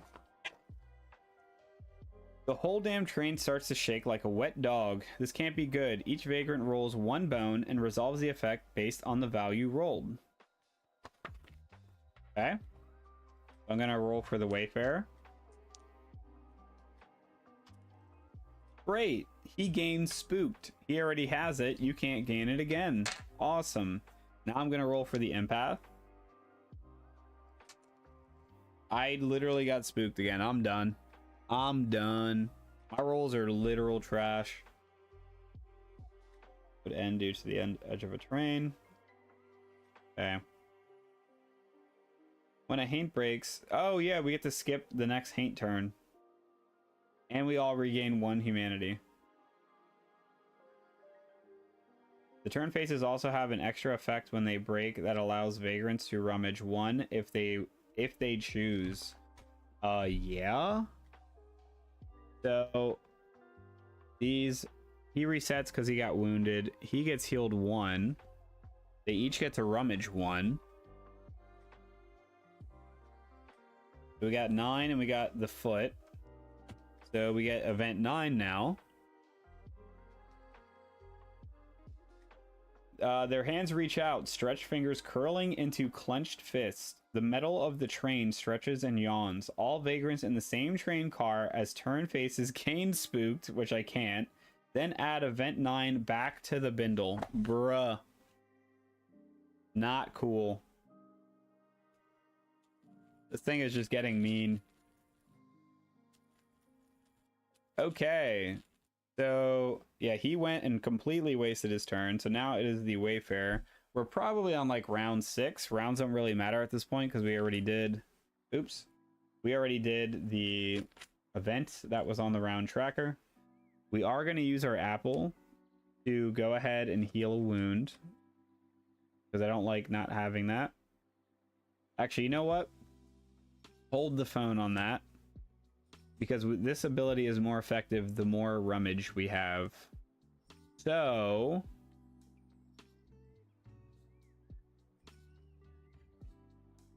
we don't get more bones, but we reduce the success chance that we need. Okay, so we're just gonna go crazy here, I think. We can make it a 3. And then you gain 1 humanity for each of your rummage tokens, so he would gain 2 for each success out of 2 die, or we can make it 4. Oh, that's tough. Because I kind of want to rummage again as well to increase that. So yeah, you know what we're going to do? We're going to rummage 1. So we get another token here. We're going to hope for salt. Because then we can get rid of spooked. And then that would complete our other ritual. We did not get salt. But we got big dammy. So we're going full ham. We get to roll 2 bones. If we roll a 4 or higher on either of them, he takes 3 humanity for each success. So this could be 6 damage right now, which would be absolutely insane. Like, Wayfarer would be pumping. Oh, let's go! Double success. Hell yes. So we hit him for 6. That's like best case scenario right there. And then the thing that I'm wondering is if I can use my rummage tokens whenever I want. I think so. Bum, bum, ba, da, da, da, da.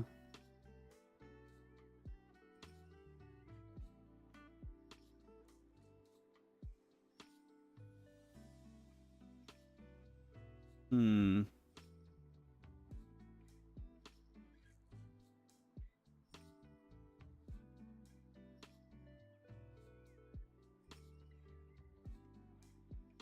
Okay, so I don't think there's anything restricting me from using it. It just ends up going up here when I do. So I'm gonna use the apple to heal my wound.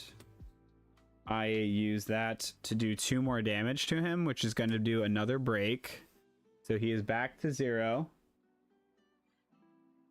I'm pretty sure I was supposed to skip his turn that one round as well, and I don't know if I actually did that. But now we're going to read event 0. We're actually like pumping all of a sudden, so this might actually be ending here. Okay, event 0. The wooden beams that make up the train car walls begin to shift and slide outward, creating makeshift windows in the walls. But instead of seeing the wilderness or a train yard outside, all you see are bright blue faces looking in, grinning wide. This doesn't sound good. From now until the end of the scenario, the first vagrant to take a turn each round loses 4 humanity? What the fuck? Excuse my language. Holy.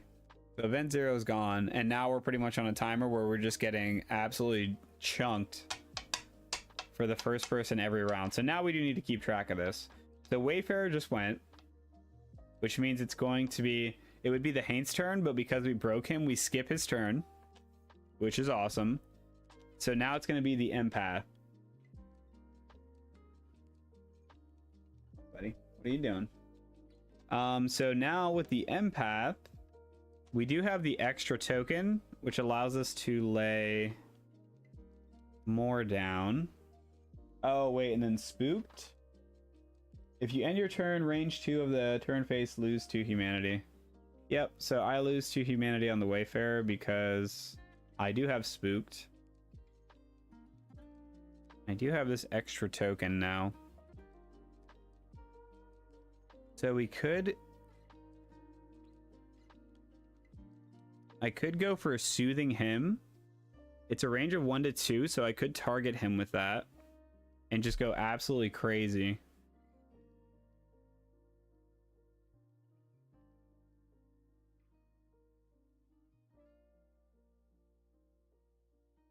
Oh man, I could go so ham, or I could also get a single rummage.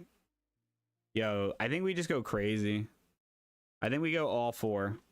So we get to roll 4 dice with a success of 4 plus needed, so 4, 5, or 6. And for each success, the target gains 1 humanity. And if I roll double, I get to gain 2 humanity for myself. So 4 or higher. Okay, so we got 2 4s. We did not get any doubles, but he is going to take 2 damage. I'm not sure how I feel about that one. It wasn't as successful as I hoped. So now he's gonna go.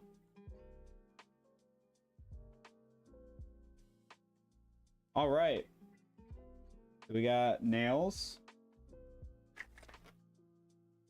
Still on the downside here. Vagrants in range lose 2 humanity, then move 1 away from the turn face. So he's gonna move to 1, 2. That would do Goosebumps. So he loses 1. And then Vagrant in range of 1, lose 2 humanity, then move 1 away from turn face.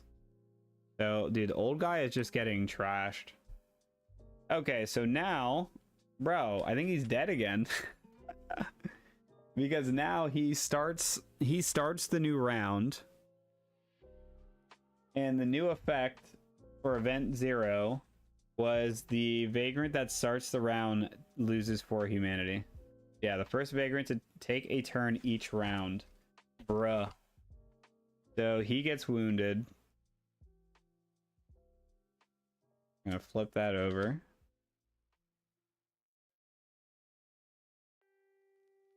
This is brutal. The old guy is just taking all the hits.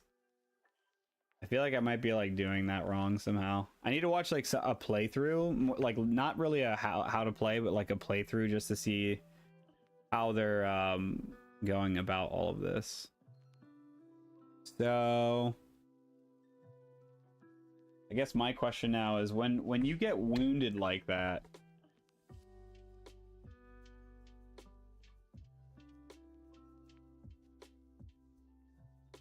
that was, yeah, that was for that ability. So I think I still get to go.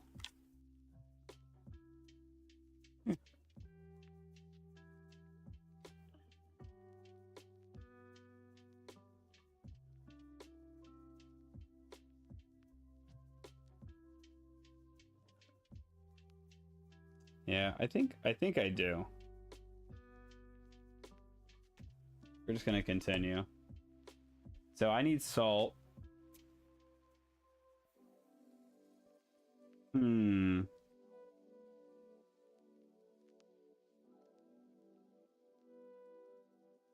that is spook. If you end your turn in range of 2. Okay, so that's if I end my turn. Okay. So what do we do with this guy now? Can't use in a pinch again because I used it last turn. You can't use abilities in 2 consecutive turns. I want to go crazy with the rummage again, but I need to move away from him, unfortunately. So we're gonna move first. And 2. And then we're gonna double rummage. So we get 2 tokens and we get to keep 1. We did get the candle, but we could also just go, I think we just go damage here. Like we're just trying to end this. So that goes back in.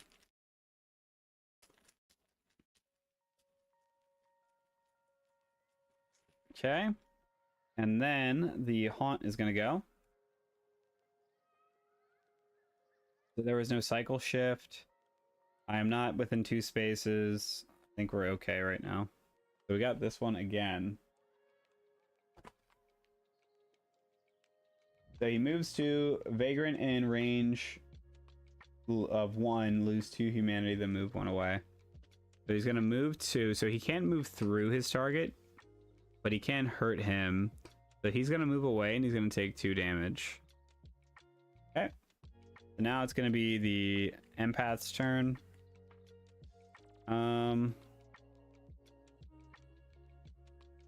Oh man. We could go for Copal Incense.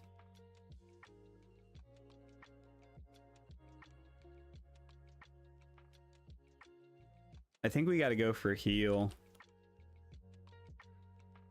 We could do double heal.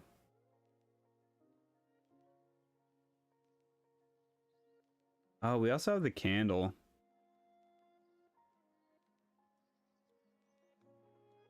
Oh, he didn't have an action specific. He should have been going after the candle. I fucked that up. That's okay. Well, I definitely messed that up. Hard mode.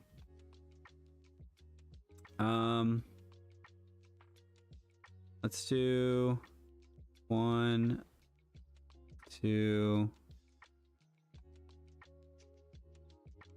Maybe chill there. Do a rummage. Do a heal. Got the heal. Heal for 1. Always something, right? Always something. Oh man, I didn't realize how much of the board was actually being blocked by my giant cam. Probably change that. Okay, so we got another candle. Okay. And now it's going to be his turn. We did a heal, a move, a candle. He got salt. Vagrant's in the same train car as gain the shakes. Vagrant adjacent to edge or terrain in any car lose 2 humanity. Bro, leave the old man alone. Please. Ridiculous. So he's gonna gain the spooks. Or the shakes. So the shakes lower your move value by 1. You have to discard an iron nail in order to get rid of the shakes.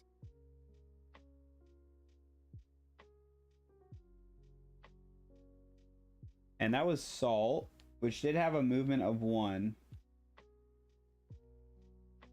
So he's gonna move towards the candle. Oh man, that sucks. Because now I am extremely slow on this guy. So I'm gonna get rid of a nail to get rid of the shakes, unfortunately. And we are almost about to push the round because of that, which is unfortunate. And I did heal a second paint effect. So now the turned faces gains 5 humanity. Gain 1 coin during the camp phase. Hell yes. He is 1 away from being defeated. So, knowing that, we're going to go ahead and move to 1, 2. We don't have the slow anymore. We're going to go ahead and use our last nail. And we're going to do 2 humanity. And he is healed. GG. I 100% messed up some rules. Good and bad. But, damn.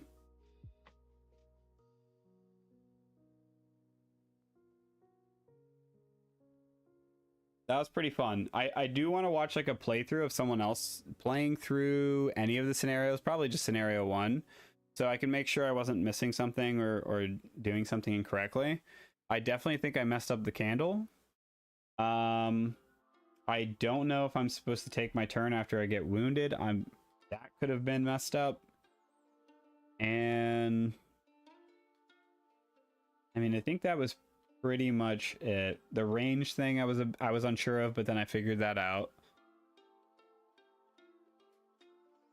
And this ritual was really cool because I feel like this is one of those where if I played the game again, if I did scenario 1 again, I would understand how he converts and how to get him to teleport from car C to A to trigger this. And if we did trigger it, the turn faces would gain 5 humanity, all vagrants gain 2 humanity, and gain 1 coin to use during the camp phase.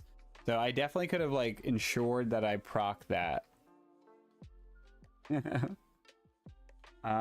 Yeah, this is really cool. Yeah, this game is a lot of fun, and the fact that there's a lot of scenarios, like this is the scenario book. There's a lot. There's a lot going on in here, and this game's always had really good like word of mouth. I always heard nothing but great things about it. The art is fantastic. The acrylics are amazing. I love like the color of the board, like it really sticks out, and the characters are very, very different. Oh my god, I wasn't even really using my... Oh no, I did. So he could hold an additional junk, which never came into play. And when you would gain humanity, you may have a vagrant within a range of 2 gain instead. So that I didn't really have too many scenarios of that. But I like this token system. Like it's like the Kinfire token system, but it's not it doesn't decide who gets to go, but instead it gives you like additional abilities. And the ones that are really, really powerful or super effective, if those get used, then it's going to make him cycle quicker, which has negative effects on you. So like you get rewarded for like gathering those, and some characters are more effective with them, but he's also drawing them every time. So like you might as well use it. Like you don't want to like sit on them for too long. I don't know. The system works really well. And I think it's like, it's very similar to Kinfire, but it's not like, oh, you can only play when your chit is drawn or something. And I love how all of the events were like, I could never tell what was going to happen, good or bad. And yeah, this is the first one, so they only get, you know, more and more interesting as you go. This is the stack of ritual cards. I had 3 rituals this run that were side objectives, and there's all of the, like, these are all for different missions. So like this game has tons of encounters and tons of replay value, and I think it goes up to 4 players. So yeah, these are also the other acrylics. So I'm not looking like super hard. I'll just kind of like show these a little bit. But it's like all the different ghosts and some of the other characters that you can pick as well. They all look really cool as well. But yeah. Sorry for the pausing. Sorry for the learning along the way. It was my first time. But now that I've gotten it under my belt, I want to play it again immediately and not have long pauses and forget how to do this, because this is one of those games that I bought at my first MagFest because it looked fucking cool, and then I never played it. And I remember I wanted to, and I opened the rulebook and I was completely overwhelmed, and that's why I didn't play it. So I'm just happy that I got it out, and even if it was kind of a scuffed run, I you know, I got the gist of it. And I do feel like I don't think I did anything that completely like broke the game per se, but I'm sure there's things I could have done differently. For the wound.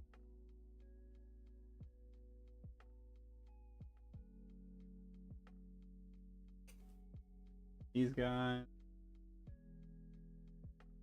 Back the rituals, and this was absolute chaos in the box when I opened it, so it'll be nice for it to not be like that. Hopefully I can organize it. I'm gonna try to do it quickly though, because I need to sleep, so it probably won't be perfect. Yeah, it feels like these cards are similar to Too Many Bones. Like they feel like they might be waterproof. Oh, also, if you get wounded on all your abilities, you do flip over and you actually turn into a ghost, where your abilities will shift. Like you won't be as useful.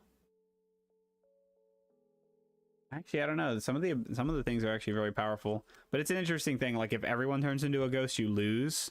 But if some of your party turns into a ghost, like you can still be helpful to your team.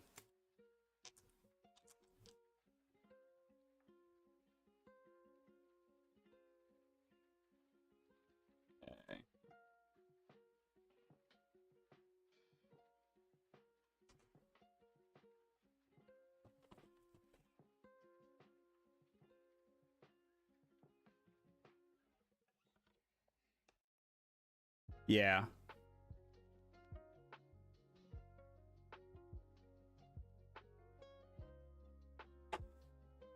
Put those guys there. I wonder if this is a game that had like a deluxe version.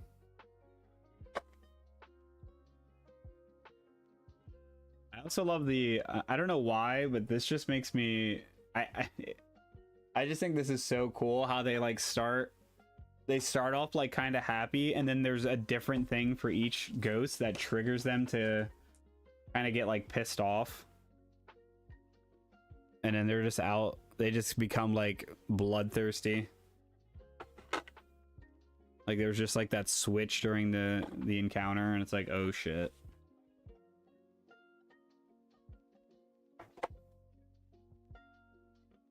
I'm quite literally guessing on where these things go. So, fingers crossed.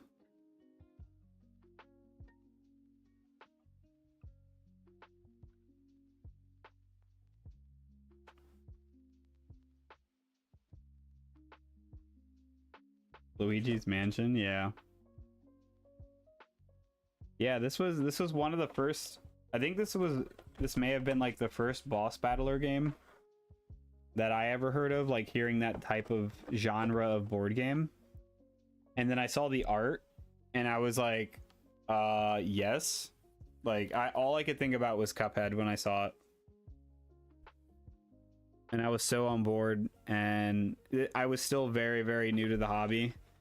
And I just remember bringing it home, opening it, and just being like absolutely overwhelmed just looking at the rules. Like it was nothing that anything I've ever seen before. And I was like, yeah, I don't know about that.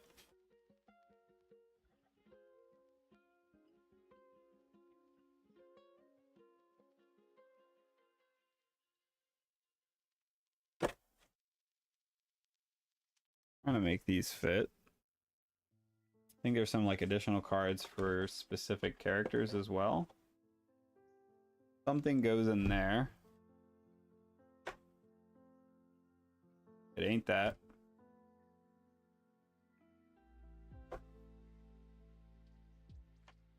There's no way I'm putting this away right.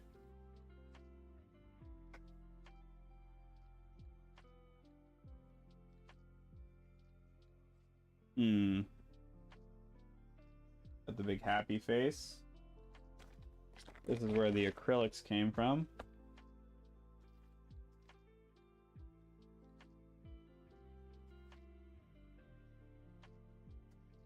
Oh, I almost hit my head right on that.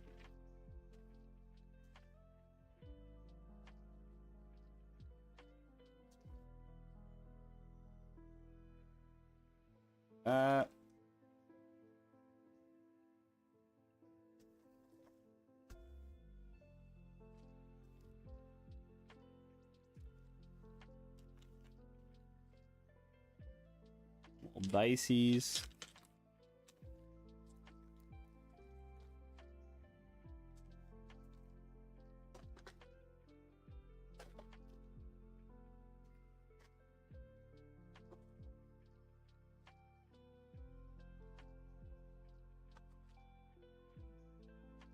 These spots don't make a lot of sense. Some of these.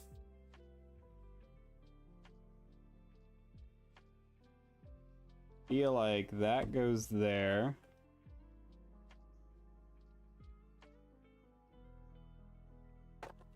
Like there's a lot of empty space here. I don't know if these just kind of settle in here.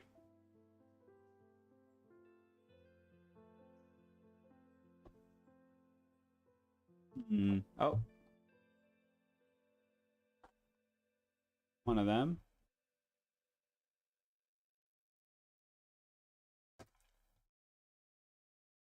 Yeah, we should absolutely get this out and play it while it's fresh in my brain. ASAP.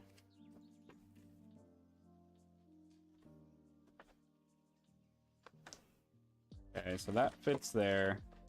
I think these guys can fit down here.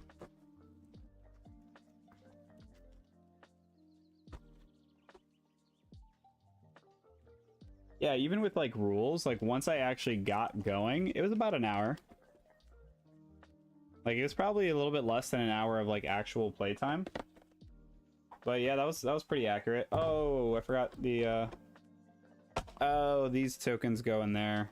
That's why that slot was empty. Definitely some long pauses while I was trying to get some rules clarified and such, but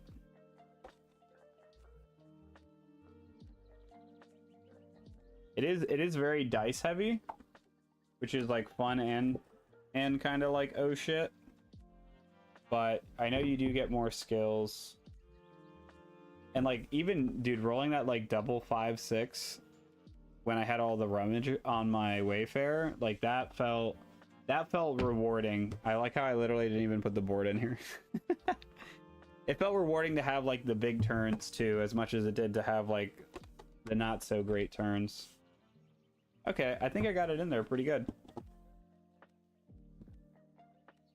So yeah, that is Vagrantsong, the first scenario. Solo playing with 2 hands, 2 characters. It is possible. It didn't feel like super overwhelming. The character abilities weren't like crazy intricate that it felt a little too much to handle. So it is something that I do think you can play solo very comfortably. And yeah, the first scenario was really cool. So I'm excited to see the other ones, and I hope to get some plays with Amber in, so we can actually see what it looks like. Like, I feel like it always feels slightly different when you have 2 actual players versus someone just controlling everything. But yeah, I'm excited to get this back out and try some more. So I probably will do some more this week myself. But yeah, if you're down, babe, we can definitely pull it out at some point this week and give it a shot. Like I said, I want to watch a playthrough, someone just doing the first scenario, to see if I missed anything or if anything was different or whatever. But yeah, I hope you guys enjoyed. I'm gonna go hit the sack. I gotta be up in the morning for work. So yeah, I will catch you guys on the next stream. I hope you guys enjoyed. Yep.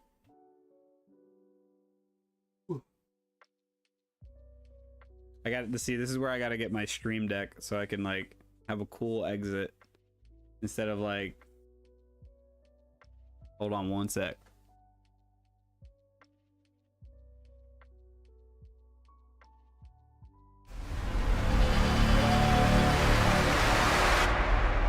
Yeah. Alrighty. See ya. Love you, babe. Bye.